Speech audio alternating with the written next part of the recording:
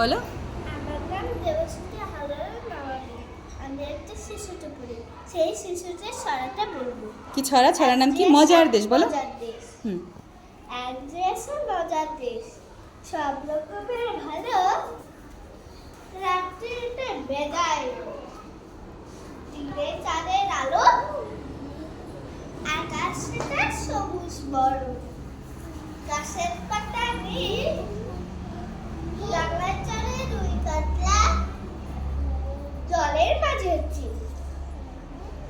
হাততালি দাও ছোটোর জন্য। শোনো, এবার ছোটোর সাথে সবাই বলবে। আয়ন বসো না, উঠো। এক যে আছে মজার দেশ, সব রকমের ভালো, রাত্রিতে বেজায় দিনে চাঁদের আলো, আকাশ আকাশটা সবুজ বড়,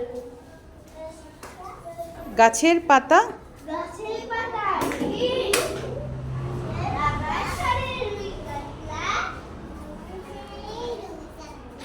জলে। জলের মাঝে চিল। হাততালি বলো। এক যে আছে মজার দেশ, সব রকমে ভালো, রাত্রিরেতে বেজায় রোদ, দিনে চাঁদের আলো,